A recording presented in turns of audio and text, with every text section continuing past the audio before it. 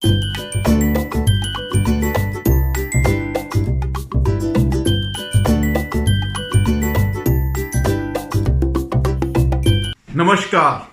शोमर तोड़ी एनालिसिस में आपका स्वागत है। आज मेरा निवेदन उन लोगों से है जो चाहते थे कि बीजेपी पुनः सत्ता में आए या मोदी जी को 400 प्लस सीट मिले, लेकिन 400 तो खैर नहीं मिली।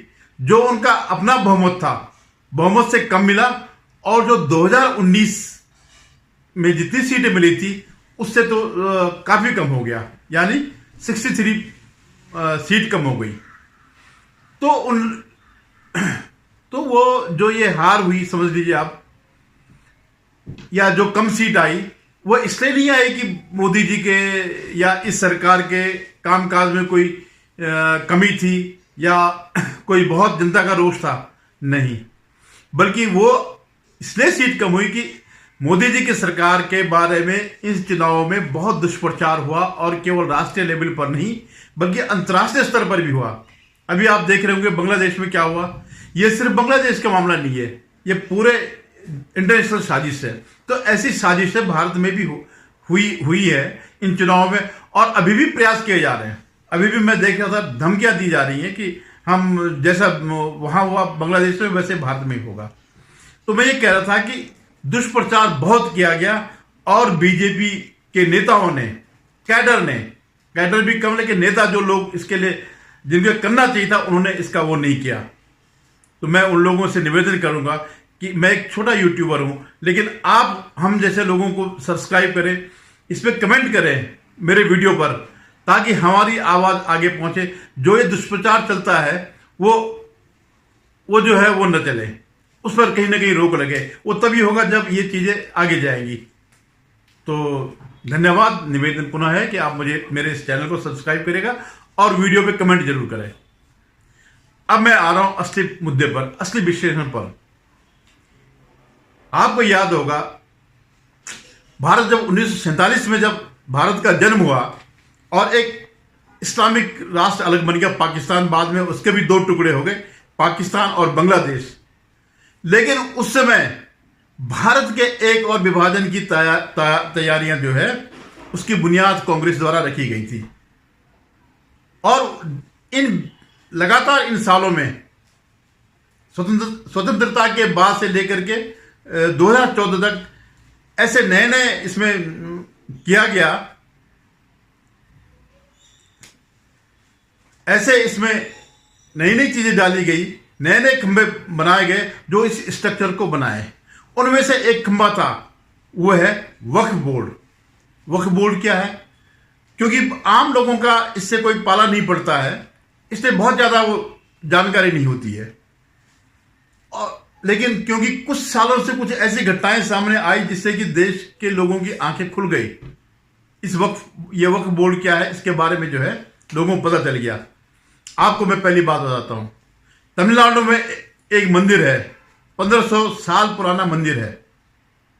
उस मंदिर को बाद में जो है, इस पर वक्फ बोर्ड ने क्लेम कर दिया कि ये हमारी संपत्ति है, और उसके साथ 10-15 गांव भी। अब आप सोचिए, 1400 साल पहले इस्लाम आया और 1500 साल पुराने मंदिर पर उनका कब्जा हो गया। उन्होंने अपने खातों में उनको चला दिया, और 800-1000 साल पहले यहां पर इस्लाम आया। पहले टर्की आए, फिर मुगल आए, इस ढंग से जो है ये सब हुआ। तो ये एक भयावहता जो अब जाकर के सामने आई कि क्या क्या हो रहा है, वक्फ बोर्ड के नाम पर क्या हो रहा है। और आप ताजुब करेंगे इस बात को कि वक्फ बोर्ड के पास इस देश में तीसरी सबसे ज्यादा संपत्ति है सरकार के बाद। रेलवे के बाद सबसे ज्यादा संपत्ति वक्फ बोर्ड के पास है। कितनी संपत्ति इनके पास? 8.7 लाख संपत्तियां हैं, और 9.7 लाख एकड़ जमीन इनके पास है। कहां से आई ये जमीन? वक्फ का तो मतलब यह है कि कोई अपनी मर्जी से दान करे। क्या इनके पास इतनी दान करने लायक संपत्ति थी? क्या इतना, जो आजादी के बाद जो मुसलमान यहां पर रहे, क्या उनके पास इतनी निजी संपत्ति है कि वो 9.5 लाख करोड़ जो है, 9.5 लाख एकड़ जो है संपत्ति, ट्रस्ट के लिए, चैरिटी के लिए या धार्मिक कार्यों के लिए दे। बिल्कुल नहीं। इन लोगों ने बड़ी बेईमानियां करी है, आपको पता नहीं है, और आपकी संपत्ति जो है उसके नाम पर चढ़ी है। अब तक ये जो स्तंभ जो वक्फ बोर्ड बनाया, वक्फ बोर्ड पहले था, लेकिन 1995 में इसमें ऐसे संशोधन किए गए, ऐसे कानून बनाया गया कि आपको कुछ पता नहीं चलेगा। सारी वो मतलब उनके खिलाफ आप कुछ बोल ही नहीं सकते हैं। वो किसी भी संपत्ति को अपने नाम पे कर सकते हैं, और उसमें सरकार का भी सहयोग रहेगा। सरकार का इस रूप में सहयोग रहेगा कि अगर उन्होंने बोल दिया कि ये संपत्ति हमारी है और इस पर हमें कब्जा दिला दीजिएगा, तो वो कब्जा दिला देंगे, क्योंकि उन्होंने कानूनी ऐसा बनाया था कि वो बाध्य है इस बात के लिए, इस कानून के अंतर्गत। तो क्या है इसमें जो कोई बाहर का हस्तक्षेप नहीं है। इसमें सारे के सारे मुस्लिम लोग हैं। किसी भी बोर्ड में, किसी भी समिति में, किसी भी अपील में, सब के सब वही लोग हैं। और जो अन्य जो जिनको रखा गया मुस्लिम्स के अलावा, उनको उर्दू का जानकार होना चाहिए। तो ये इस कांग्रेस ने सारे स्तंभों के अलावा एक स्तंभ ये भी था कि जो है भारत को किस तरह इस्लामिक राष्ट्र बनाया जाए, और कई चीजें इन्होंने करी हैं इस्लामिक राष्ट्र बनाने के, लेकिन ये एक इसमें से प्रमुख था। अब सरकार इसमें संशोधन ला रही है, इस एक्ट का नाम भी बदल रही है। इसका एक्ट का नाम जो रख रहे हैं, unified Waqf management empowerment efficiency and development act करके शायद इसको जो है इसका नाम दे रही है, और बहुत जल्दी संसद में रखा जाएगा पास होने के लिए। शायद अगर इस बीच ये बांग्लादेश वाला मामला नहीं हुआ होता तो ये 5 तारीख को भी ये प्रस्तुत हो सकता था, लेकिन इस बीच घटनाक्रम ऐसा घट गया कि सरकार अभी शायद नेक्स्ट वीक में जो है इसको वो लाए।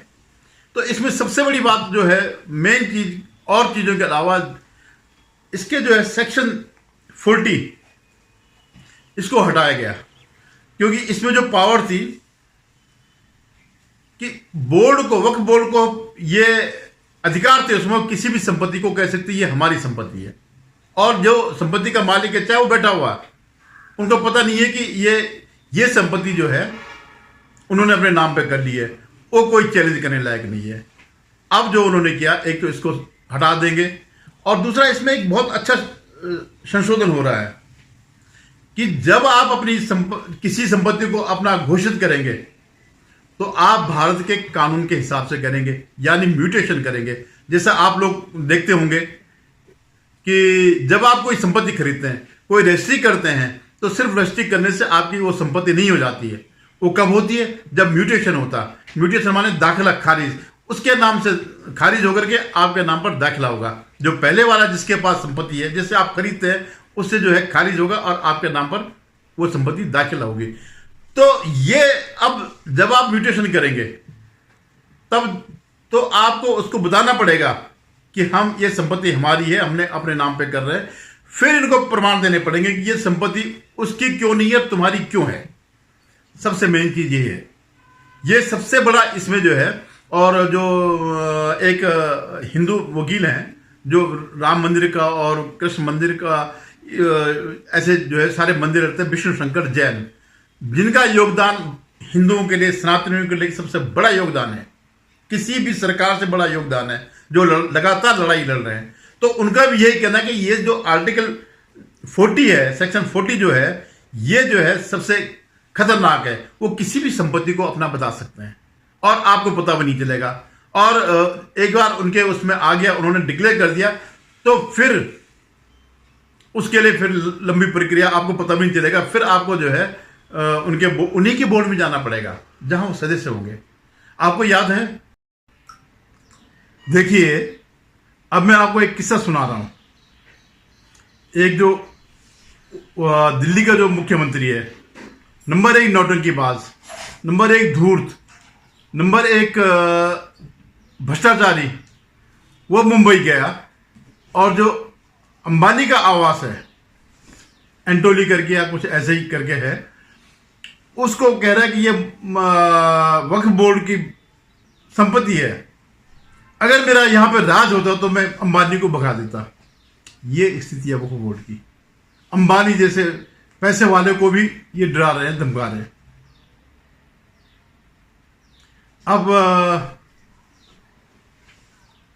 अब जब ये इसकी खबर लोगों को लग गई, अच्छा इसमें थोड़ा और क्या चेंजेस हुए। अभी तक केवल 2 ही बोर्ड थे, सुन्नी वक्फ बोर्ड और शिया वक्फ बोर्ड। अब मेनली सुन्नी वक्फ बोर्ड, शिया के पास कम संपत्ति है और सुन्नी वालों के पास ज्यादा संपत्ति है, जबकि जनसंख्या शिया की ज्यादा है, सुन्नी की कम है। लेकिन इसके बावजूद जो है वहां पर इनकी धांधलेबाजी चलती रहती है। सुन्नी का एक किस्म से पूरा अधिकार है।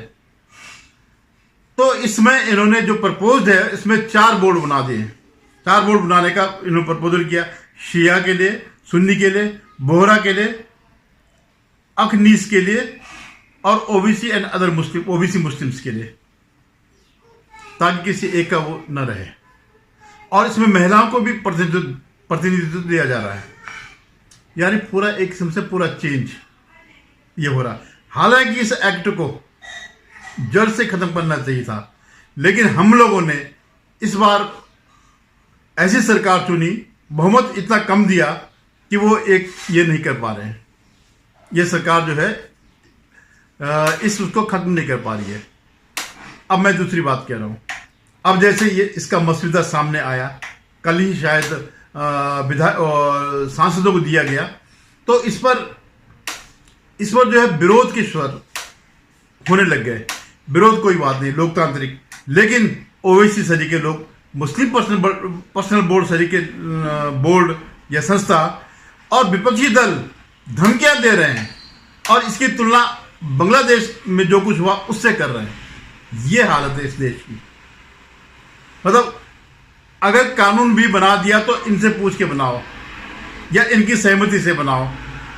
अगर ये कोई संविधान के मूल उसमें तो था नहीं, ये तो 1995 में एक नया एक्ट लाए, या उससे पहले जो रहा उसकी जगह पर ये लाए। अगर उसकी जगह पर 1995 में लाया गया, फिर 2013 में संशोधन किया गया सत्तर कमेटी की रिपोर्ट में, तो अगर ये सरकार ला रही है इसमें सुधार लाने के लिए और उत्पीड़न से बचाने के लिए, सबसे बड़ी बात यह है कि आम लोग कौन है, हिंदू ज्यादा है, उनकी संपत्तियां हड़प रहे हैं, तो उससे बचाने के लिए ये अगर लाए हैं, इसमें विरोध कुछ नहीं होना चाहिए। लेकिन विरोध हो रहा, सिर्फ विरोध नहीं हो रहा, धमकियां दी जा रही है। तो मेरा आप सबसे निवेदन है कि आप इस पर नजर रखिएगा और इनके विरोध का विरोध करिएगा। नहीं तो ये देश जो है, जो कांग्रेस इसको इस्लामिक राष्ट्र बनाना चाह रही है, ये सचमुच एक न एक दिन बन जाएगा। अभी कई ऐसे एक्ट और हैं, ऐसे कई कानून और हैं जो इस्लामिक राष्ट्र बनाने में काम कर रहे हैं, उनको भी खत्म करना होगा। और इसकी नौबत जो है 2029 के बाद, अगर भारत की जनता चेती, हमारा हिंदू समाज एकजुट हुआ और उन्होंने बीजेपी को संपूर्ण बहुमत दे दिया, पूर्ण बहुमत दे दिया, तब जाकर के हम इस देश को बचा सकते हैं। कल्पना नहीं कर रहे हैं लोग बाग। आप बांग्लादेश में देखिए, अचानक कहां से ये सब हो गया। ये सब प्लानिंग होती है इनकी, बरसों से प्लानिंग होती है। सिर्फ यही नहीं, जो यूरोप में जो आज जो दंगे जो हो रहे हैं, वो क्या हो रहे हैं, एक दिन के दंगे नहीं है, ये सिस्टमेटिकली ये सब चल रहा है और एक दिन विस्फोट होता है। तो क्यों नहीं हम उस विस्फोट को आज ही रोकें। ये जो धमकियां दे रहे हैं कि हम ये कर देंगे, वो कर देंगे, क्यों नहीं उस पर आज ही लगाम लगाई जाए। धन्यवाद। आपसे पुनः निवेदन है कि आप मेरे इस चैनल को सब्सक्राइब करिएगा और अपनी राय जरूर दीजिएगा। वीडियो देखें तो अपना कमेंट जरूर दीजिएगा। धन्यवाद।